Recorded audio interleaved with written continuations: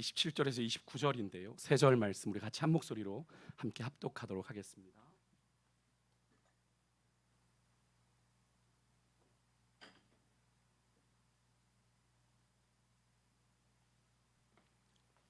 사무엘하 17장 27절에서 29절 말씀, 제가 가진 구약 성경 492면에 있습니다. 사무엘하 17장 27절에서 29절까지 말씀, 우리 같이 찾으신 분들은 성경을 보시고 또 화면을 통해서 우리 구절을 보면서 함께 읽도록 하겠습니다. 화면이 나갔군요. 네.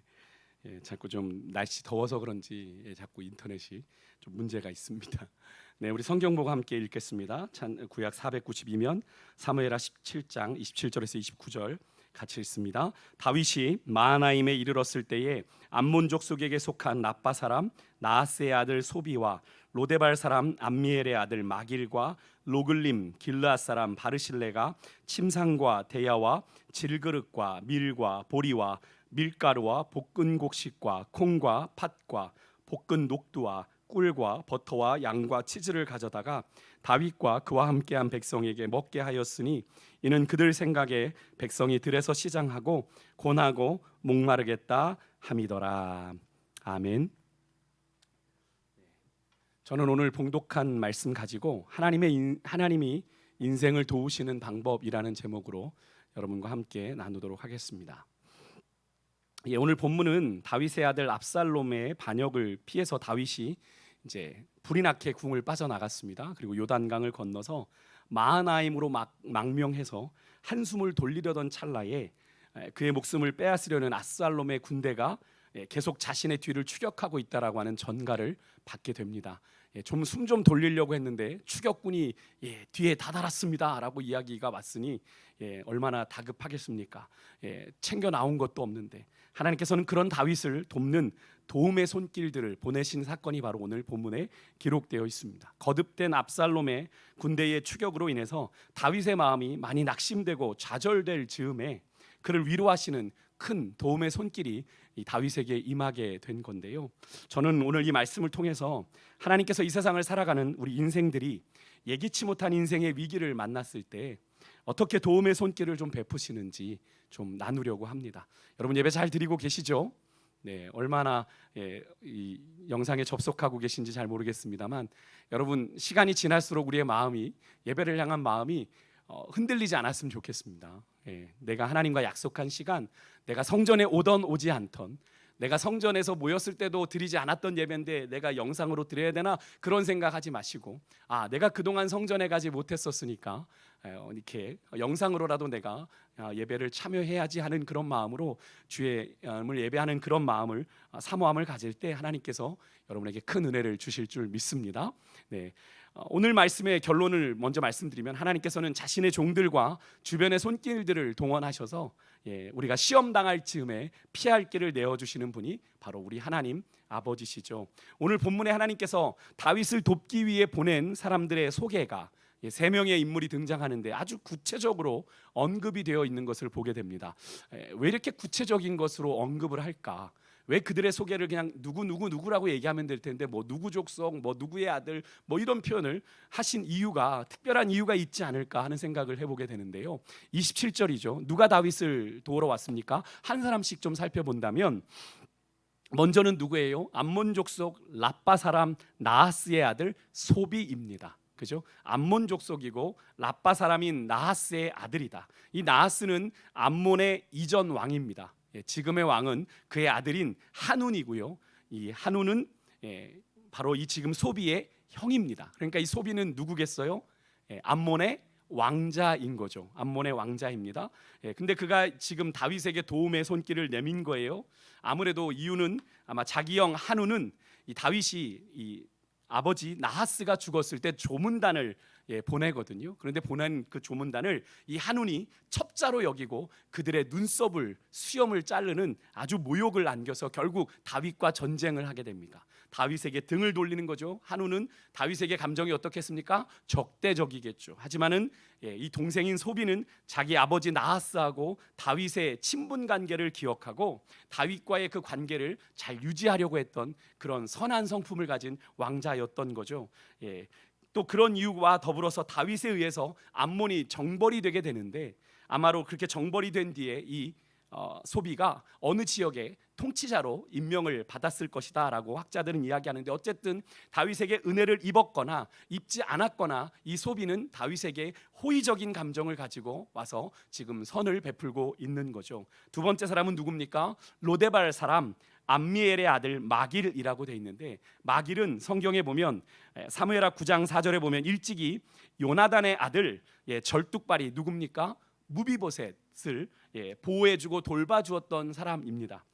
아마도 그는 지난날에 무비보셋에게 큰 사랑을 베풀어 주었던 다윗, 그죠? 다윗에게 요나단이 특별했던 것만큼 다윗은 무비보셋을 자기의 식탁에 앉힐 만큼 아주 특별하게 여겼던 것을 우리가 알고 있는데, 그랬던 다윗의 호의를 기억하고 마길이 지금 다윗을 온 것이다, 도우러 온 것이다라고 보는 이야기가 많은데요. 즉 그는 이 마길이라는 사람은 다윗 왕의 인격에 감명을 받은 거죠. 참 선한 왕이다, 좋은 왕이다라고 하는 감명을 받고 지금 위기에 빠진 다윗을 돕고자 왔던 거죠. 세 번째, 로글림 길르앗 사람 바르실레라고 하는 사람인데, 이 로글림은 길르앗의 한 성읍입니다.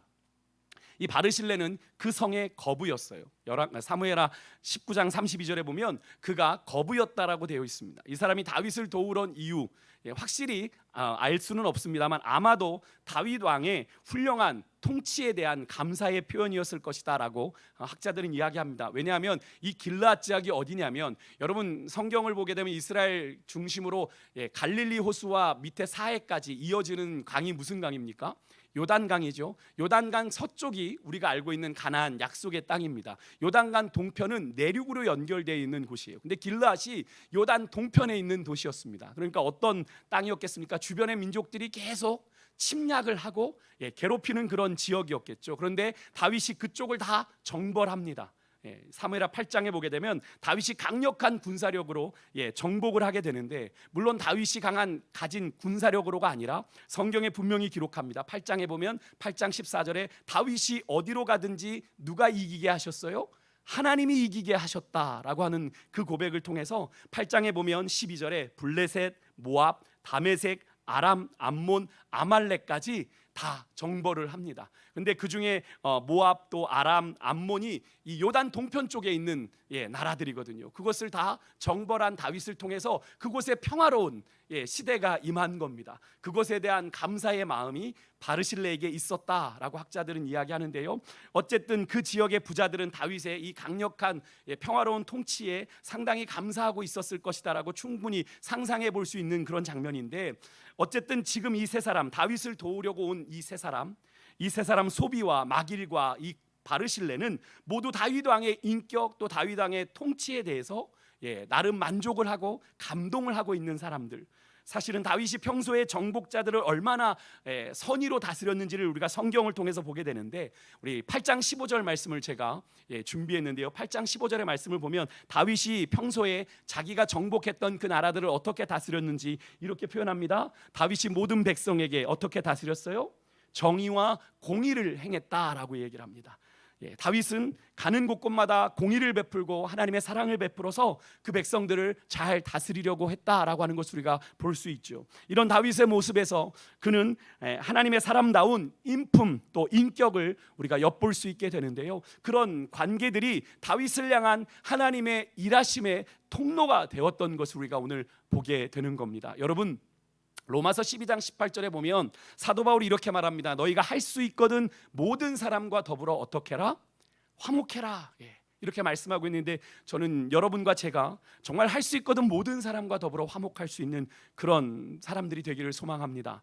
여러분의 삶에 존재하는 여러 가지 관계들 절대로 여러분 소홀히 여기지 마시고요. 아무리 업무상 형식적으로 가벼운 관계라고 할지라도 여러분 하나님의 섭리 가운데 허락되어진 관계라면 여러분 최선을 다해서 그들과 관계하십시오. 여러분, 분명히 우리가 하나님의 사람다운 따뜻함과 또 선한 믿음의 인격을 나누게 될 때 그들이 당신을 위한, 여러분들을 위한 하나님의 축복의 통로가 되고 일하심의 통로가 될 수 있음을 여러분 기억하시고, 할 수 있다면 여러분 모든 사람과 더불어 화목하는 믿음의 지혜가 여러분들에게 있으시기를 주의 이름으로 축복합니다. 그렇다면 세 사람, 이 소비와 마길과 바르실레를 통해서 하나님이 다윗을 어떻게 도우셨습니까? 아주 구체적으로 다윗을 돕게 하셨습니다. 먼저는요, 야고보서 2장 16절의 말씀처럼 양식이 없는 형제와 자매에게 자 평안히 가라, 더웁게 하라, 배부릅게 하라 라고 말로만 그들을 도운 것이 아니고요, 이 소비와 마길과 바르실레는 그들은 급하게 궁을 빠져나와서 생명을 겨우 부지하고 있는 다윗 일행, 정말 그들이 필요한 것들을 아주 구체적으로 가져왔는데, 여러분 그런 상황에서 광야로 도망간 이들에게 가장 중요한 건 뭘까요? 당장 먹을 것이겠죠. 그리고 광야니까 엄청난 일교차를 보이니까 체온을 따뜻하게 유지할 수 있는 침구류, 그들이 가져온 것을 보십시오. 침상, 대야, 질그릇, 밀, 보리, 밀가루, 볶은 곡식, 콩, 팥, 볶은 녹두, 꿀, 버터, 양, 치즈를 가져다가 다윗 일행들을 먹게 했는데, 이렇게 소비와 마길과 바르실레가 다윗 일행들에게 제공한 물건들은 전쟁을 준비하는 병사들에게는 참 실제적으로 도움이 되는 필수품들인 거죠. 그중 여기서 침상이라고 하는 건 담요 같은 걸 말합니다. 대야는요, 대접이란 뜻인데 야외용 가마솥 같은 걸 의미하는 거예요. 음식을 만들어 먹을 수 있는 거죠. 또한 볶은 곡식, 볶은 녹두, 히브리어 원어에선 다 같은 단어인데 추측해 본다면 다른 곡식들을 볶아 온 것을 우리가 생각해 볼 수 있겠죠. 아무튼 황급히 궁을 떠나서 피난길에 나서느라 제대로 갖추지도 못한 다윗 일행에게 이처럼 풍성한 구호물이 제공된 것은 다윗을 지켜 보호하리라고 약속하셨던 하나님의 사랑, 하나님의 신실하심의 결과인 거죠. 그래서 6장에서 다윗이 다윗성으로 하나님의 궤를 옮겨오고 나서 7장에서 하나님께서 다윗 나단 선지자를 통해서 다윗에게 그의 나라와 그의 인생에 대한 약속을 주셨거든요. 거기에서 하나님께서 뭐라고 약속하시면 내가 너를 지켜 보호할 거야 라고 약속을 주셨는데, 그 약속대로 하나님이 지금 이루신 거죠. 그것뿐만이 아닙니다. 다윗 일행을 하나님께서 그들을 통해서 구체적으로 도우셨을 뿐 아니라 아주 적극적으로 그들을 돕게 하셨는데, 그냥 소비와 마길과 바르실레가 그냥 왕이 지금 도망쳐 나온 상황이니까 마지못해 그를 동정하듯 다윗과 그 일행을 도운 것이 아니죠. 오늘 여기 본문에 보면 소비와 마길과 바르실레는 이 다윗 일행을 돕기에 앞서서 다윗과 그 백성들의 입장에 서서 그들에게 뭐가 필요할까를 생각했습니다. 29절 한번 보시겠어요? 29절 후반부에 보게 되면 이런 말씀이 나옵니다. 이는 그들 생각에 백성이 들에서 시장하고 고나고 목마르겠다 함이더라 라는 구절이 나옵니다. 이게 무슨 말이에요? 마길과 지금 소비와 바르실레가 그냥 대충 챙겨 가서 그냥 갖다 주게, 이런 게 아니라 그들이 그냥 임의대로 물품을 준비해 간 게 아니라 지금 다윗 일행이 이런 상황 가운데 놓여 있는데, 그들에게 필요가 뭘까? 그들이 정말 지금 필요한 것이 뭘까를 정말 진지하게 고민하고 그것들 하나하나를 준비했다라고 하는 거죠. 그래서 다윗 일행에게 꼭 필요한 것들을 준비하여 가져왔는데, 이것은 아주 적극적인 사랑의 표현인 거죠. 여러분, 우리 하나님 아버지께서도요, 이렇게 우리가 구하기 이전에 우리의 쓸 것과 우리의 필요를 아시는 분입니다. 그래서 예수님께서도 마태복음에서 우리가 먹을 것, 마실 것, 입을 것, 우리가 당연한 우리의 일상의 필요를 가지고 너희들 염려하지 말아라 라고 말씀하셨던 거죠. 여러분, 이런 하나님의 약속을 분명히 믿고 확신하는 성도들은 어떤 환경 속에서도 절대로 불안해하거나 초조해하지 않죠. 여러분, 하나님이 우리의 쓸 것과 우리의 필요를 다 아십니다. 그럼 그것을 하나님이 구체적으로 공급하시고 또 적극적으로 우리가 구할 때 채워주실 것을 여러분 믿으시길 바랍니다. 그런데 우리가 여기서 좀 눈여겨볼 사람이 바로 길르앗의 거부였던 바르실레라고 하는 사람인데요, 제가 2년 전에도 한번 이 사람을 다루었던 기억이 있는데, 사실 다윗 일행을 오늘 우리가 읽은 본문에서 백성들이라고 표현을 합니다. 다윗 일행이 그냥 뭐 왕궁에 있는 몇몇만 쫓아 나온 게 아니에요. 다윗을 왕으로 여전히 따르는 백성들이 그들의 뒤를 따라왔던 겁니다. 그러니까 다윗 일행을 놓고 백성들이라고 하는 표현을 쓰는 건 다윗 일행이 결코 작은 몇십 명 모인 무리가 아니었다라고 하는 걸 우리가 알 수 있죠. 그런 많은 무리들을 접대하고 섬긴다는 것, 여러분 사실 간단한 문제가 아닙니다. 그죠? 결코 재정적으로 간단한 문제가 아닐 것인데, 아마도 거부인이 바르실레가 하나님께로부터 재물을 풍성하게 받았기에 그 재물로 이 다윗 왕 일행을 섬기는 일에 가장 큰 역할을 했을 것으로 보이는데요. 그런 면에서 바르실레는 하나님께 복을 받을 줄만 아는 사람이 아니라 하나님께 받은 복을 제대로 바르게 사용할 줄 아는 그런 지혜로운 사람이었다라고 하는 것을 우리가 알 수 있게 되죠. 후에 다윗이 그런 바르실레의 그런 충성에 감동하죠. 너무나 감동합니다. 그래서 압살롬의 반역을 다 진압하고 나서 요단을 건너 다시 예루살렘으로 환궁에 돌아갈 때 그를 궁으로 데려가서 그가 베푼 은혜에 보답하기를 원하는 장면이 뒤에 19장에서 나오게 되죠. 우리가 2년 전에 살펴봤던 부분이 바로 그 부분인데요. 이런 사실을 미루어 봤을 때 다윗에 대한 이 바르실레의 섬김이 아주 정성껏 다윗을 향해 드려졌음을 우리가 짐작해 볼 수 있는 그런 모습인데요. 전 우리 성도들이 이런 믿음의 거부가 좀 되실 수 있기를 소망합니다. 하나님께 복을 받을 줄만 아는 그런 사람들이 아니라요, 하나님이 여러분들의 삶에 풍성함을 주셨습니까? 그 주신 복을 바르게 또 제대로 쓸 줄 아는, 어떤 목사님의 표현을 빌리면 믿음의 청부가 되시기를 주 여러분으로 축복합니다. 여러분, 우리 하나님께서는요, 우리 성도들에게 당신에 대한 충성과 봉사를 요구하실 때는 미리요 그 사명을 감당할 능력도 부어주십니다. 하나님께서 그냥 부르시지 않아요. 중요한 것은요, 우리가 그러한 하나님의 뜻을 깨닫고 하나님께 받은 것으로 하나님의 나라와 하나님의 교회를 위해서 헌신할 수 있어야 한다라고 하는 것인데요. 여러분, 바르실레는요, 하나님께 재물의 축복을 받아서 재물로 하나님의 나라를 위하여 헌신했던 것을 우리가 보게 되는 거죠. 마찬가지입니다. 성도는요, 하나님께서 베푸신 은혜와 복으로 하나님의 나라를 위하여 충성하고 봉사해야 할 의무가 있습니다. 여러분, 이것은 절대로 제가 물질만을 말씀드리는 게 아니에요. 내가 헌금 드리는데 뭐 이만하면 됐지라고 생각하지 마시고요. 여러분, 하나님께서 다른 사람보다 여러분에게 건강의 복을 주셨습니까? 그 주신 건강으로 하나님의 일을 위해 헌신해야 하고요. 여러분에게 하나님께서 재능을 주셨습니까? 특별한 재능을 주셔서 누구보다 그 재능을 통해서 여러분 많은 영향력을 나누고 계십니까? 그 재능으로 하나님의 영광을 위해서 내가 충성해야 하고요.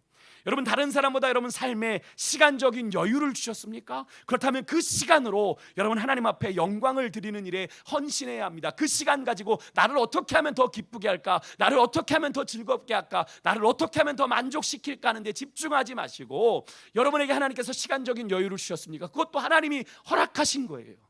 여러분이 노력하고 수고해서 여기까지 이르렀기 때문에 내가 당연한 이 시간적인 여유를 누리는 것이 아니라 그것도 하나님이 허락하신 거예요.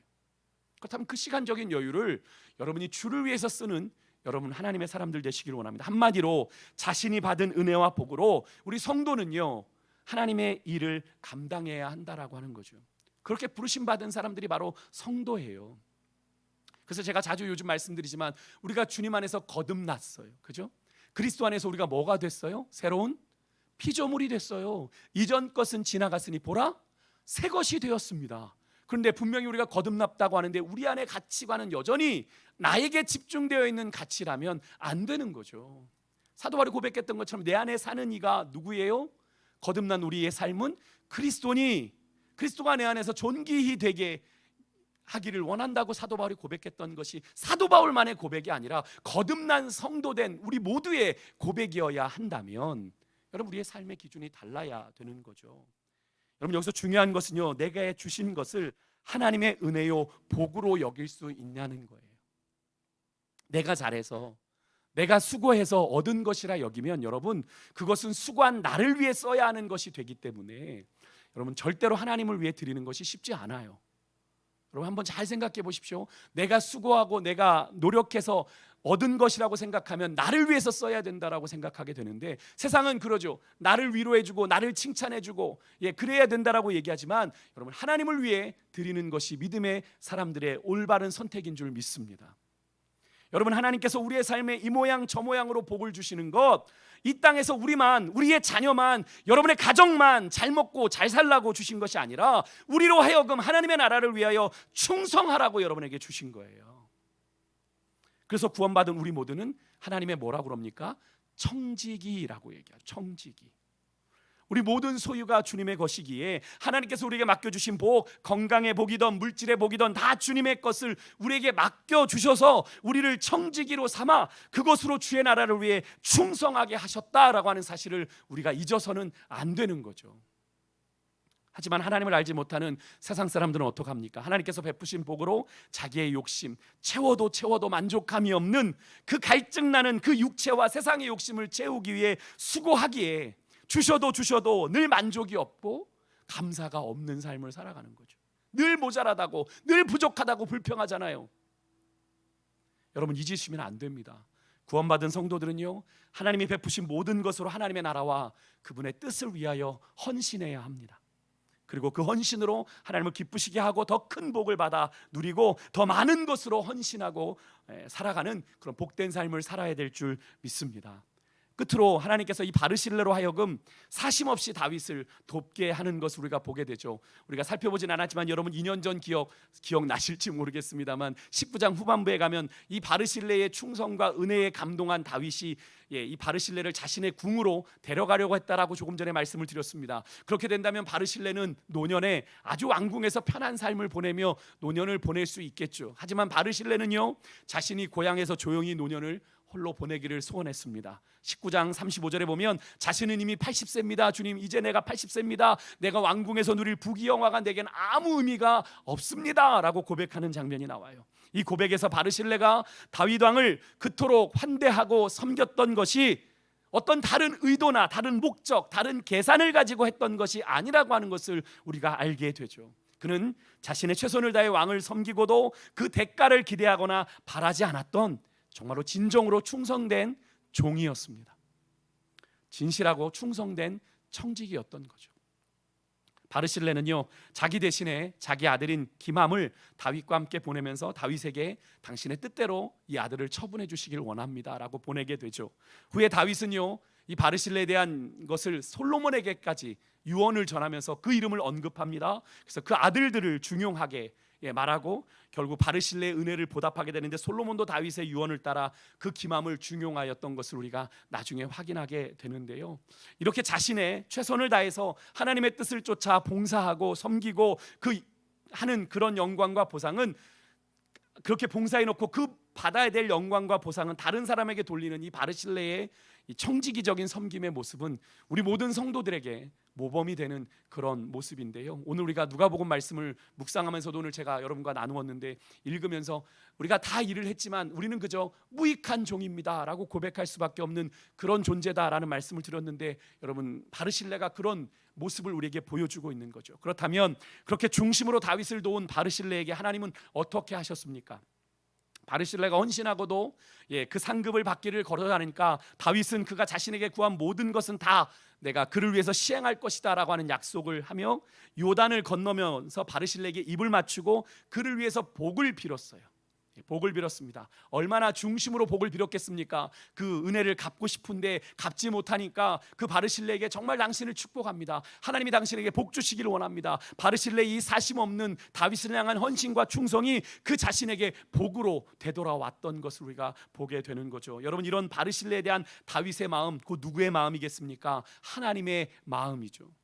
다윗의 복이 빈 복은 바로 하나님의 복이 그에게 임하는 것이죠. 바르실레는 노년의 어떤 복보다도 큰 복을 받습니다. 이렇게 하나님께서는요, 자신에게 충성하는 자에게 복을 약속하시고 영육간에 큰 복을 내려주세요. 하나님의 나라와 교회를 위해서 충성을 다하는 자, 하나님께서 약속하신 복을 결코 여러분 잊지 않으십니다. 하나님께서는 우리의 모든 삶을 보고 계시고 여러분, 우리의 마음 중심을 감찰하고 계세요. 우리가 기대하지 않아도 하나님께서는 자신에게 정말 중심을 다해 진실하게 충성하는 자에 대한 상급을 다 계산하고 계십니다. 그렇기 때문에 성도는요, 아무런 이유와 계산 없이 오직 하나님의 나라와 의를 먼저 구하는 경건한 삶을 살아야 되는 거죠. 여러분, 제가 요즘 자주 말씀드리지만 우리가 하나님의 역사를 경험하려면 선행돼야 되는 당연한 조건이 뭐냐면 하나님의 말씀대로 행하는 거예요. 너무 당연한 이야기를 제가 드리나요? 하나님의 말씀대로 행해야 하나님의 역사가 나타나죠. 하나님의 말씀을 이리 계산하고 저리 계산하고 내게 맞춰서 적용하는데 어떻게 거기에 하나님의 기적이 나타날 수 있습니까? 내 상식으로 내 이해로 계산되지 않아도 하나님의 말씀이라면 우리가 기꺼이 순종하려고 나아갈 때 하나님이 일하실 게 있죠. 내가 계산할 수 있는데 그러면 하나님은 그만큼밖에 일하시지 않는 거잖아요. 그것이 하나님의 기적입니까? 내 계산이죠. 우리의 계산을 뛰어넘는 하나님의 역사는 언제 일어납니까? 내 계산, 내 이해 다 내려놓고 주의 말씀에 전적으로 순종할 때 그곳에서 하나님의 기적이 일어나는 거예요. 요단강이 갈라지고 홍해가 갈라지는, 그래서 마른 땅을 가게 되는 그 기적, 상식적으로 말이 안 되는 거잖아요. 그런데 그 기적이 일어났습니다. 하나님의 말씀에 순종하여 지팡이 든 손을 뻗었고 제사장들이 하나님의 궤를 가지고 물에 발을 집어넣었을 때 요단강이 갈라졌잖아요. 그럼 하나님의 말씀에 순종할 때 기적이 일어나요. 여러분, 하나님께서는 우리에게 필요한 것이 무엇인지 살피시고 영육간에 복을 내려주기를 원하십니다. 여러분, 믿으시길 바라요. 충성된 종이 간구할 때 하나님께서는 그 기도에 응답하심으로 무엇이든지 채워주실 것을 약속하고 계시죠. 여러분, 바르실레의 이 헌신의 자세를 통해서 성도된 우리가 어떻게 하나님 나라와 교회를 위해 충성해야 할지를 우리가 다시 한번 깨닫게 되는데요, 자신이 하나님께로부터 받은 모든 것을 드려 섬기며 그 영광과 상급을 추구하지 않고 겸손한 청지기의 자세를 가졌던 바르실레, 그렇게 우리가 하나님께서 우리에게 맡기신 일에 사심 없이 진심을 다해 충성을 다할 때 하나님께서는 우리의 모든 삶을 주관하셔서 우리에게 필요한 건강도 물질도 재능도 우리에게 주시는 것을 여러분 믿으시길 바랍니다. 여러분, 말씀을 마치겠습니다. 하나님께서 우리 인생을 도우실 때 여러분 여러 가지 방법이 있지만 사람을 통해 역사하십니다. 우리가 예상할 수 있는 사람이 될 수도 있고요, 그렇지 않은 사람일 수도 있는데요, 그러하기 때문에 여러분 우리가 사도 바울의 권고를 기억할 수밖에 없는 거죠. 우리가 할 수 있거든 모든 사람과 더불어 화목해야 할 줄 믿습니다. 우리 주변에 누가 우리를 위한 하나님의 도구로 쓰임받을지 모르니까요. 특히나 누가복음 14장 13절을 보면 예수님께서 우리가 특별히 돌보아야 될 사람들을 얘기하십니다. 하나님이 특별히 축복의 통로로 쓰시는 사람들을 소개해 주셨는데 누굽니까? 우리 화면을 보고 같이 한번 읽어볼까요? 같이 읽습니다. 시작. 잔치를 베풀거든 차라리 가난한 자들과 몸 불편한 자들과 저는 자들과 맹인들을 청하라. 그리하면 그들이 갚을 것이 없으므로 내게 복이 되리니 이는 의인들의 부활 시에 내가 갚음을 받겠습니다. 뭐라고 예수님께서 말씀하세요? 가난한 자들, 몸 불편한 자들, 저는 자들, 맹인들, 당시에 사회적으로 소외된 계층들이죠. 도움에 보답할 수 없는 자들을 잔치에 청하라. 그들을 돕고 그들에게 선을 베풀라라는 말씀이시죠. 그러면 그들이 갚을 것이 없어서 그것이 너희들에게 복이 된다라고 말씀을 하고 계시는 거예요. 여러분, 주변을 잘 돌아보시길 바랍니다. 분명 우리 주변에도 내 도움이 없으면 어려운 사람들이 있을 거예요. 우리를 스치게 하는 사람들이 우연히 우리를 스치지 않게 하셨으면 좋겠고요, 우리를 스쳐 지나가는 분들에게 도울 마음이 생긴다면 그들을 섬기고 돕는 것, 여러분 도움의 손길을 내밀 때 여러분 그것이 하나님의 복을 가장 확실하게 받을 수 있는 방법이에요. 또한 바르실레가 그랬던 것처럼 하나님께서는 우리 성도들을, 사람을 도우시되 우리의 머리털까지 세심받으신 하나님께서 우리를 구체적으로 적극적으로 우리를 도우신다라는 이 사실을 여러분 믿으시고, 여러분 에스겔 36장 37절의 말씀처럼 여러분 그래도 이스라엘 족속이 이같이 자기들에게 이루어 주시기를 내게 구하여야 할지다 라고 하는 에스겔서의 말씀이 나오는데요, 여러분 이 말씀 앞절에 뭐가 나오냐면 하나님이 이루실 거다라고 하는 약속이 나옵니다. 하나님이 이루실 거다라고 약속을 주셨어요. 그러면 이루실 걸 기다리면 되는데 하나님께서 뭐라고 에스겔 선지자는 말해요? 그래도 이스라엘 족속이 이같이 자기들에게 이루어 주기를 내게 어떻게 해야 된다? 구하여야 된다라고 말씀합니다. 여러분, 하나님의 약속이 있어도 여러분 우리가 구해야 된다라고 하는 것을 말씀하는 거죠. 구한다는 건 뭡니까? 기도하는 거죠. 하나님, 이것이 내게 필요합니다. 하나님, 그 약속 내게 이루어 주시옵소서. 간구해야 된다라고 하는 거죠. 그래도 약속이 있어도 그 약속이 당연히 내게 이루어진다라고 생각하지 마시고 구하는 것, 여러분, 구할 수 있는 특권을 주셨잖아요. 이 구약 시대에는 아무나 구할 수 없었습니다. 하지만 오늘 이 예수님을 통해 우리가 은혜의 보좌 앞에 담대하게 나아갈 수 있는 은혜를 얻은 우리는, 우리가 정말로 마음만 먹으면 얼마든지 구할 수 있는 특권을 가졌는데 우리가 구하지 않잖아요. 여러분, 오늘 이 밤에 우리가 구하십시다. 날 향하신 하나님의 그 약속이 이루어지도록 구하며 나아가는 오늘 이 밤 되기를 원해요. 그래서 여러분, 어떤 문제가 여러분에게 있는지 모르지만 여러분, 그 문제를 놓고 주님 앞에 구하십시오. 주님 아시지요. 내 형편, 내 사정, 내 어떤 상황에 놓여 있는지 주님 아시죠. 도와주십시오. 주님, 이 상황 속에서 하나님 도움의 손길을 보내주셔서 하나님 정말로 주의 약속이 내 삶 가운데 이루어짐을 경험케 해달라고 간구하며 나아가는 오늘 이 밤 여러분과 제가 될 수 있기를 주의 이름으로 축복합니다. 우리 시간에 같이 찬양하고 우리 기도의 자리로 나아가겠습니다. 나의 피난처 예수 의지해요. 함께 찬양합니다.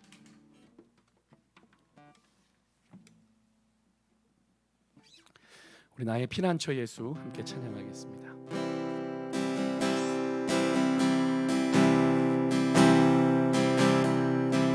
나의 피난처 예수 의지해요.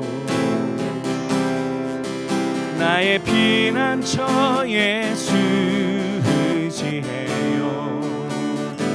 나의 가는 길에 거센 바람 몰아쳐와도 나의 피난처 예수 의지해요. 다시 한번 고백할까요? 나의 피난처 예수, 나의 피난처 예수 의지해요. 나의 피난처 예수 의지해요. 나의 가는 길에 거센 바람 몰아쳐와도 나의 피난처 예수 의지해. 나의 피난처 되신 주님을 사랑합니다. 나는 영원히 주님 사랑해요. 나는 영원히 주님 사랑해요. 세상 어떤 것도 나의 사랑 끊을 수 없네. 나는 영원히 주님 사랑해요. 아바 아버지 나를 사랑하시니 나의 모든 것 주께 드려요.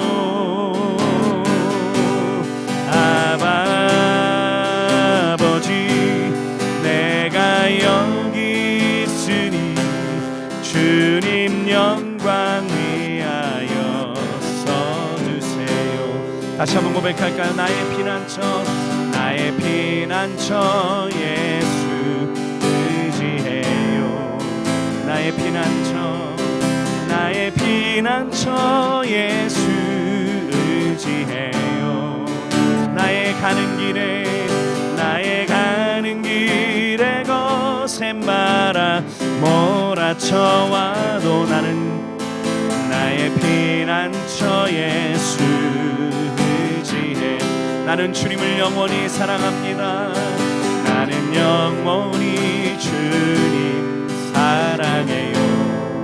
믿음으로 고백합시다. 나는 영원히 주님 사랑해요. 세상 어떤 것도 나의 사랑 끊을 수 없네. 나는 영원히 주님 사랑해요.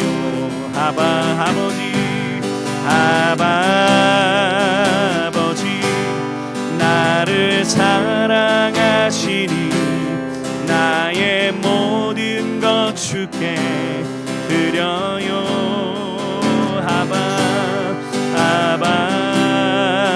아버지 내가 여기 있으니 주님 영광 위하여 써주세요. 아버지 나를 사랑하시니 나의 모든 주께 드려요.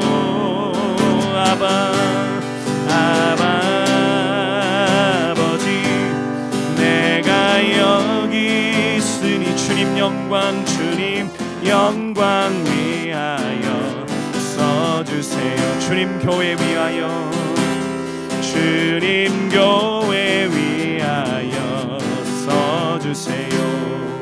주님 나라 위하여 써주세요. 여러분, 이 찬양의 고백처럼 오늘 이 밤 우리가 주님 앞에 나아가길 원합니다. 여러분, 우리의 삶을 하나님 여기까지 인도하신 분 하나님이신 줄 믿습니다. 우리가 여러분 거듭나 구원받아 하나님의 거룩한 자녀가 된 순간부터 여러분, 우리의 삶은 우리의 것이 아니에요. 우리의 삶의 모든 것은 주님께서 우리에게 맡겨주신 겁니다. 내 생명까지도요, 내 건강도요, 내가 당연히 누린다고 하는 내 시간, 하나님 그 모든 것들이 주님께 내게 맡기신 거예요. 우리의 물질, 내 자녀, 내 가정, 내 일터, 내가 노력하고 내가 수고해서 얻은 게 아니라 하나님이 우리의 삶 가운데 맡겨주신 겁니다. 주의 영광을 위하여 쓰라고, 주의 영광을 위하여 드리며 헌신하며 살아가라고 우리에게 허락하신 삶의 많은 것들, 너무나 많은 은혜를 주셨습니까? 부족하다고요? 모자라다고요? 아니, 충분히 하나님이 주셨습니다. 우리가 더 가지지 못한 세상의 목마름을 우리가 갖고 있기에 주님을 향하여 우리가 늘 부족하다고 고백하는 것이지, 하나님은 우리에게 필요에 따라 정말 하나님 풍성한 은혜들을 주셨습니다. 오늘 바르실레와 마길과 소비를 통해 다윗에게 구체적으로 적극적으로 그의 필요를 채워주셨던 것처럼 말이죠. 여러분, 하나님 앞에 오늘 이 밤에 하나님 앞에 온전한 감사로 나아가십시다. 하나님, 여러분 앞에 하나님 앞에 감사로 끝나지 마시고 그 감사를 뛰어넘어 내게 주신 이 인생을 통해 하나님 내게 맡기신 청지기의 사명을 맡겨주셨는데 주를 위하여 살겠습니다. 우리가 찬양한 대로 주님 영광을 위하여, 주의 교회를 위하여, 주의 나라를 위하여 내가 살아가겠습니다. 결단하는 여러분과 제가 될 수 있기를 원합니다. 이 시간에 주님 한번 크게 부르고 그렇게 믿음 안에 결단하며 나아가는 시간 되기를 원합니다. 기도합니다. 주여, 하나님 감사를 드립니다. 오늘도 하나님 귀한 시간, 우리가 하나님 다윗이 인생 가운데 하나님 위기를 만났을 때 하나님 그의 삶 가운데 하나님이 약속하여 주신 대로 내가 너를 지키고 내가 보호할 것이야 약속하여 주신 대로 하나님 전혀 생각지도 못했던 암몬족 속의 왕자 소비를 통해 하나님이여, 또 하나님 요나단의 사람이었던 마기를 통해 하나님이여, 또 하나님 길르앗 사람이었던 하나님 바르실라를 통해 하나님 그렇게 하나님의 역사를 하나님 경험하게 하여 주셨습니다. 하나님 고맙습니다. 하나님 은혜 가운데 하나님 귀한 은혜를 주셨습니다. 하나님 주여 역사하여 주셔서 오늘 하나님의 은혜를 보게 하여 주셨는데, 아버지 하나님 이 시간 하나님 주님 앞에 우리의 삶이 하나님 그렇게 하나님 다윗처럼 주의 영광을 위하여 부르심 받았음을 하나님 깨닫게 하여 주시니 감사합니다. 하나님 내 삶에, 내 자녀, 내 가정, 하나님 내 시간, 내 건강, 하나님 눈에 보이는 물질만이 아니라 내 삶의 모든 것이 하나님 주의 영광을 위하여 쓰라고 우리에게 허락하여 우리에게 맡겨주셨음을 우리가 다시 한번 깨닫게 하셨습니다. 하나님 바르실레가 하나님 그에게 하나님께서 복을 주셔서 하나님 길르앗의 거부가 되었는데 하나님 그가 하나님의 복을 받은 것으로 끝나지 아니하였고 그 복을 하나님 과감하게 흘려보내 하나님이여 하나님의 기름 부어 세우신 다윗을 하나님 섬기고 헌신하는 일에 하나님 얼마나 극진히 섬겼는지 하나님 다윗이 마음에 탐복하여 하나님 그를 하나님 노년임에도 불구하고 왕으로 왕궁으로 데려가 하나님 그의 노년에 하나님 그에게 베풀어준 은혜를 보답하기를 원했던 것을 봅니다. 하나님 사람에게도 하나님이여 중심을 다한 헌신이 이렇게 마음을 감동시키는데, 주여 우리가 하나님께서 주신 은혜에 보답하는 마음으로 우리가 주님 앞에 헌신한다면 하나님이 우리의 삶을 어떻게 인도하여 주시겠습니까? 주여 오늘 이 밤 우리의 삶의 모든 것이 하나님 주의 은혜인 것을 깨닫게 하여 주셨습니다. 주님 내게 맡기신 시간, 물질, 건강, 재능, 하나님이여 가정, 자녀 하나님 모두 내게 맡기신 것 하나님 다시 한번 깨닫게 하여 주셨사오니 감사합니다. 오늘 이 밤 주를 위해 헌신하기로 결단하는 우리 사랑하는 세광의 성도들이 되게 하여 주옵소서. 내가 수고했다고요, 내가 노력해서 거둔 결과라고요? 하나님 그렇지 않습니다. 우리가 하나님이 아무리 수고해도 하나님 주님이 성을 지키지 아니하시면 파수꾼의 경성함이 허사고, 하나님이 세우지 아니하시면 집을 세우는 자의 수고가 헛된 것이 우리 인생의 법칙입니다. 노력한다고 그대로 거두지 못하는 것이 세상의 원리인데, 하나님께서 우리로 거두게 하셨고, 우리로 누리게 하셨고, 우리로 가지게 하셨고, 하나님 우리로 하나님 그것을 하나님 누리게 하여 주셨는데, 하나님 그 은혜를 우리가 다시 한번 기억할 수 있기를 원합니다. 하나님 오늘 이 밤 우리에게 맡기신 그 은혜들을 기억하며 내가 어떻게 주를 위해 헌신하며 살아갈까, 오늘 이 밤에 다시 한번 믿음 안에 결단하게 하여 주시고, 나이가 상관이 없습니다. 바르실레는 하나님 80이라고 하는 노년의 나이에도 하나님 그는 적극적으로 하나님이 다윗을 섬기는 헌신의 자리에 나아갔습니다. 하나님의 왕국의 기쁨을 맛보지 못할 하나님 자신의 육체의 신체적인 한계를 알았음에도 불구하고 하나님 그 신체적인 한계를 뛰어넘어 주를 위한 헌신을 하나님 앞에 드렸던 바르실레의 모습을 통해 우리가 어떤 모습으로 주님 앞에 나아가야 하는지를 다시 한번 깨닫게 하여 주시는데, 하나님 오늘 이 밤 주님 앞에 온전히 헌신하며 나아갈 때 우리 살아가는 귀한 성도들의 마음이 주님 앞에 온전하게 드려지는 귀한 시간이 되게 하여 주시고, 내게 주신 모든 은혜 하나님 주를 위해 헌신하며 살아가는 우리의 남은 여생이 될 수 있도록 주여 역사하여 주시옵소서. 아버지 하나님 입술로만 내게 주신 모든 은혜라고 고백하지 않게 하여 주시고, 우리의 삶을 통해 주님을 향하여 기꺼이 헌신하기로 결단하는 오늘 이 밤이 될 수 있도록 하나님 역사하여 주시옵소서. 하나님 당연한 것은 없습니다. 하나님 기억하는 은혜를 허락하여 주시옵소서. 네, 우리 시간에 같이 나라와 민족을 위해서 기도하기 전에 잠깐 좀 나눌 것은, 여러분